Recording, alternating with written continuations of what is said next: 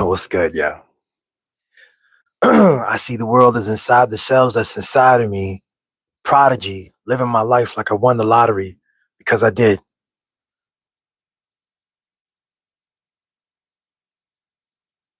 Because I did. Um, I'm already the gift and I'm rich. God's favorite and born to be doing this. What's good, yo? Another episode. And today we're continuing what we talked about yesterday. What is the game that we're playing? Part two. What is the game that we're playing? We talked about life as a game yesterday. We talked about life as a game in multiple episodes, but yesterday we addressed it directly as a game. And I tried to talk about some of the different ways I've approached this life game and how over time I developed even an awareness of this thing as a game. So many of us, born into this world and we get messages and we're stories and we're told all kinds of different things about what it is to be alive and what your potential is and what is a safe bet and what is a reasonable goal and what you can expect and what's smart to do and all kinds of stuff. And as we talked over so many episodes, we realized that so many of those messages were wrong. Some of those messages were given to us by people who hate us and dislike us and aren't giving us the best information, and others are given from people who actually do love us and think they're giving us the best information, but they can only give us what they know from their perspective and from their vantage point and from their from their experience. um Lovingly, when my mom she had three sons, and she taught us early on, she wanted us to be like a carpenter and a plumber, um an electrician, um because she saw from a certain vantage point that those skills are actually real skills and they'll always be in demand and stuff like that. And but then we grew up in I grew up in the 90s and the aughts with computer science as a major, and all these different burgeoning industries that she knew nothing about, right? And so uh, you make choices based on what you know and what makes sense to you at the time. You know what I'm saying? But as I said yesterday, at 43 years of age now, the game for me is about freedom. The game for me is about noticing those areas where I second guess my thought, where I don't speak entirely freely. When there's a political issue or a social issue or a personal anecdote or story that I pause and I'm nervous about, and I'm nervous about offending someone, or I'm nervous about having anxiety about being vulnerable, or I have something important that I want to say, and I'm thinking twice about alienating someone. These are all signs um, that I need to get there. I need to go into that space. And I've been doing that over the last several years, um, using my fear as a marker, as a sign to step into stuff. If we're talking about anything political, the news media, Zionism, war, international relations, gender, politics, God, even God. I mean, I've spent a lot of episodes now talking about God, and Sheba knows that early on, I just felt that that was weird. I felt that I should avoid these spiritual things. I spent a lot of my adult life being atheist. My spiritual understanding is my spiritual walk is it's not only a vulnerable story for me, but it just feels weird. I grew up where I don't know, as a black man, even if I define myself, and I do as a black man, there are spaces that feel more comfortable for me, like this music that I'm doing, like the artistry that I've done for most of my adult life, and speaking in a spiritual way, pointing to spiritual phenomena, giving language there feels and has felt odd, and I've had to say, fuck it. That's where I gotta go. That's exactly where I gotta go. And the process has been, you know, it has involved sitting in front of this camera doing exactly this show, um, talking about all the things we've talked about.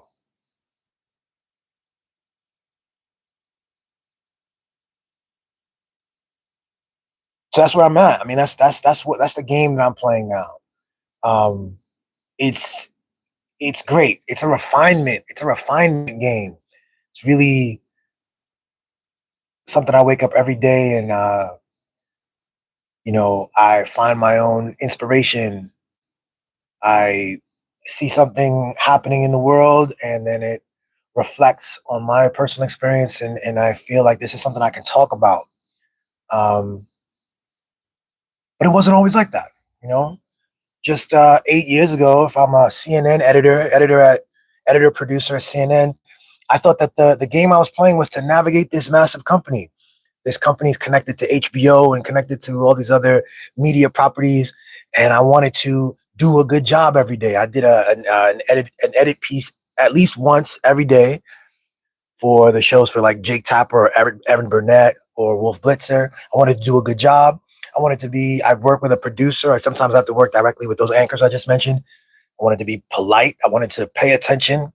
I wanted to network. I wanted to know everybody in the company, and I wanted to do a good job. And I did a good job. I did such a good job that opportunities were opening up for me, and that was the game I was playing until I came to realize that I can't play that game. That game and that arena is not for me. I had a deeper analysis. I had a deeper awareness about the whole corporate media structure that I couldn't be a part of it in that way. I couldn't be a part of it during a genocide. I couldn't be a part of it watching them so many years ago undermine the BLM movement intentionally. I couldn't be a part of it as they warped and confused the debates on gender in this country, warped and confused the debates on income inequality and housing and gentrification. I watch these so-called anchors, these supposedly highly qualified and intelligent spokespeople who are the faces of the news organization. They go out there and have really goofy conversations that were incomplete and missing the mark entirely.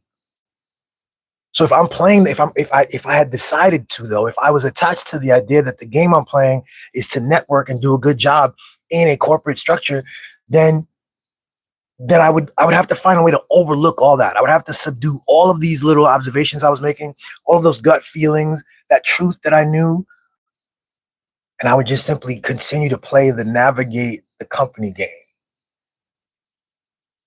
And some people do that. That's what they do.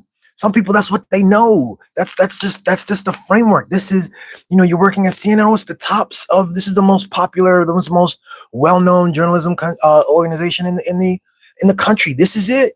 You just navigate this. You don't critique this. You don't challenge this. But that's not the game I'm playing. My game evolves. My game evolves. The thing is that your game is always evolving. If you're paying attention to your life, you'll realize that when you were a kid, you had a story about the game that you're playing, and it evolved. You had a set of goals and an approach and a definition, a self-definition, and it evolved. And if you're an adult person, it's very likely that you have a different set of adjectives for yourself and a different set of goals, and that you're playing a different game. But look around, this game, this life, this consciousness thing is so vast and so broad and so nuanced and multifaceted. Each of us can come up with our own game here. This ain't Tetris. It's not even Super Mario. It's not some linear fucking thing. This is an open space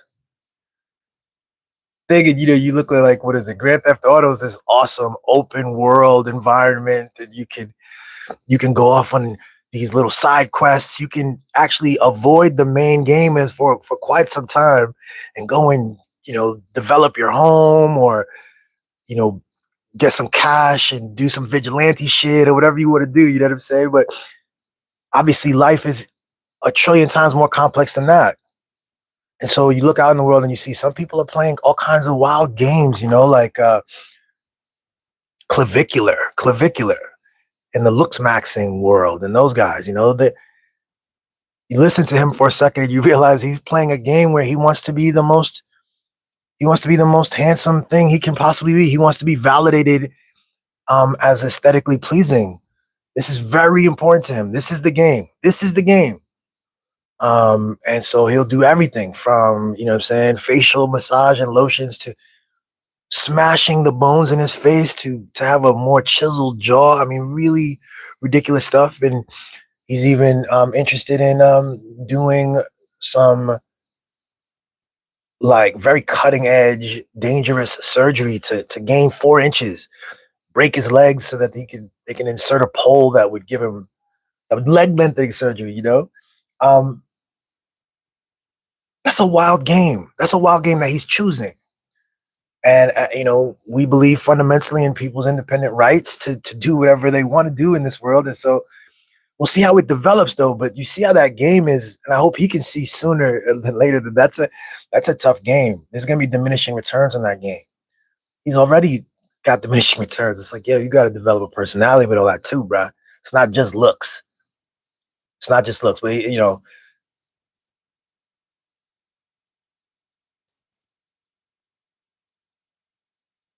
looks maxing is a game. Grinding and hustling, entrepreneur grind is a game.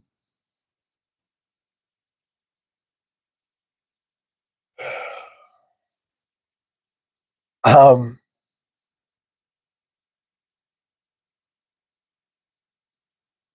a powerful thing for me to notice is that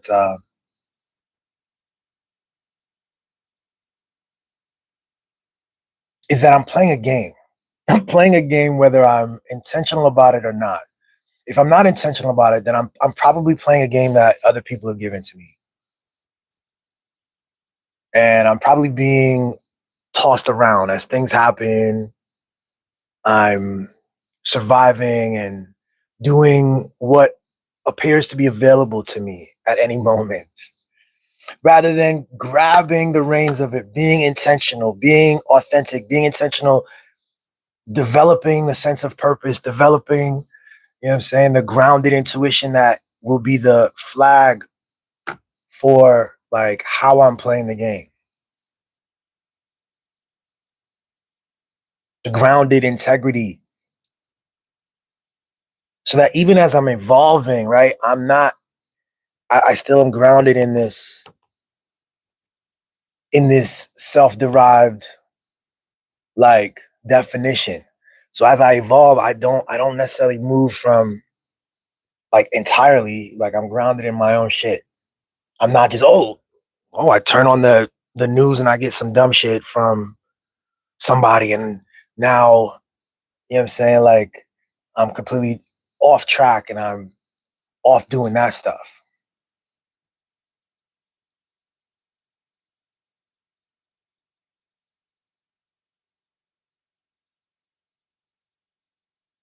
And I'll end just quickly by saying again, like the powerful thing to know about this game is that somehow you have to learn to notice that the stories and the game that you had before, the value sets that govern the game, the goals that governed the game, that you are in charge of that.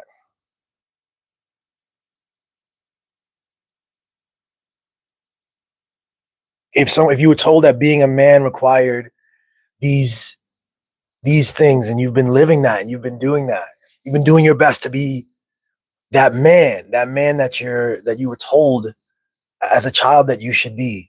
At some point, you need to interrogate that. If it's not working for you, you need to interrogate that. You need to come up with your own definition. If being a man is an important thing to you,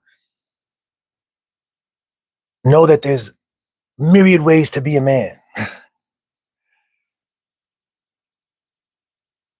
And a lot of the ways that we're taught is these weird superficial things about body size and about a performance and a look and power and aggression. in power relationships, particularly against women.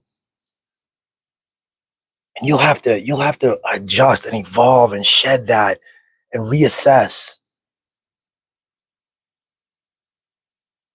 Hopefully you can pick up best practices, best attributes from other men. You go out in the world and meet a wide variety of men and become familiar with the idea that there's other ways to approach it.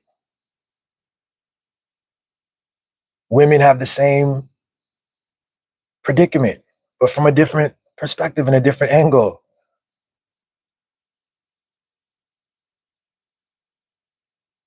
So, yeah, I think I think the way this thing works is you have a game, a sense of a game in your head, and then there's this external world that is evolving, and as it evolves, it squeezes us. You know what I'm saying? It squeezes us in interesting ways. It like depending on who you are, depending on who you are.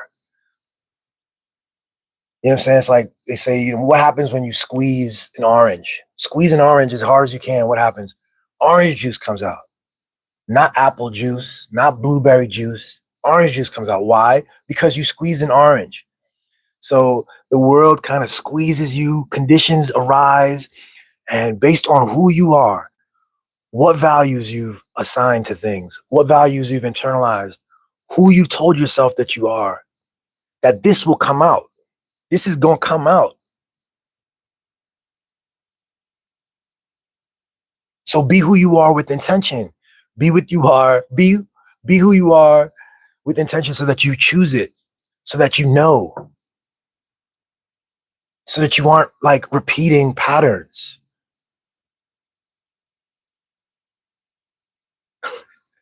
You aren't doing what your uncle told you to do or what your friends told you to do. You aren't defined. Somebody called you a YN, and so you're just gonna be a YN. Somebody called you white, or somebody called you some other thing, and you've assigned that. You're committed to it, and that's what comes out because you didn't do the work to engage with yourself, to actually come with to define yourself of your own. You know what I'm saying? Of your own your best awareness, and your own goals. Figure out the game you're playing. Be intentional. Yeah, that's what we got today. Check out the rest of the YouTube. Subscribe. I see the God in you. Look out for some new music coming soon, y'all. Process. Holla. Peace.